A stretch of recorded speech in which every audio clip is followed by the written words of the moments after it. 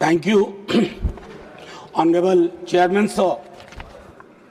Thank you so very much. आज 7वीं बार राष्ट्रपति महोदया के अभिभाषण पे बोलने को खड़ा हुआ हूं। 7वां मौका है और 2 राष्ट्रपति देखे इस कार्यकाल में और 3 उपराष्ट्रपति देख लिए इसी कार्यकाल में। तो मैं जानता हूं कि महामहिम की स्क्रिप्ट की क्या पृष्ठभूमि है। I'm aware of it. I'm aware of the tradition.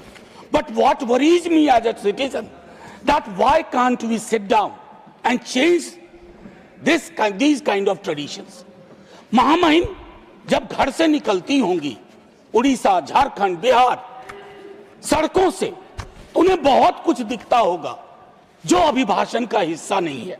मेरे पास वक्त ज्यादा नहीं था महामहिम, थोड़ा माननीय सभापति महोदय, मैंने सोचा कि मैं प्रोज में अक्सर बोलता हूं, आज पोएट्री में बोलूंगा और बाद में अगर हमारे साथियों को दिलचस्पी हो तो मैं कवि का नाम भी बता दूंगा। बहरहाल मैं इसलिए कह रहा था कि जब वो निकलती होंगी महामहिम तो आय की असमानता के दर्शन होते होंगे। हमारे गणराज्य की नैतिक आत्मा है सामाजिक न्याय, उससे भी रूबरू होती होंगी अपने पुराने दोस्तों से बातचीत के आधार पर। माननीय सभापति महोदय, 28 जनवरी ये एड्रेस हुआ, 29 जनवरी को 2 चीज हुई है और मैं सभी सदस्यों का ध्यान आकृष्ट करना चाहता हूं, उसके बाद मैं कविता के अंश पे आऊंगा। माननीय सभापति महोदय, उस दिन कोर्ट में 2 ऑब्जर्वेशन बहुत महत्वपूर्ण है।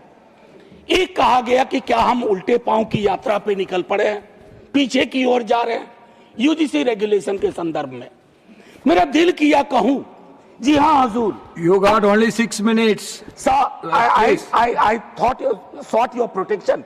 2 minutes extra I'll take and I'll wind up without ringing the bell. जी हाँ हुजूर, एक देश के रूप में हम उल्टे पांव नहीं, पूरे तामझाम के साथ पीछे की ओर मार्च कर रहे हैं। यह भटकाव नहीं है, ये घोषित नीति है। हमारा गंतव्य आसमान की ऊंचाई नहीं, अतीत की खाई है। मैं क्यों कह रहा हूं?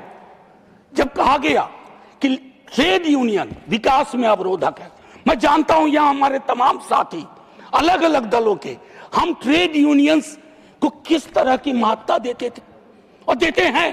फैक्ट्रीज एक्ट नहीं होता, एम्प्लॉयज स्टेट इंश्योरेंस एक्ट नहीं होता, मैटरनिटी बेनिफिट एक्ट नहीं होता और तमाम चीजें नहीं होती।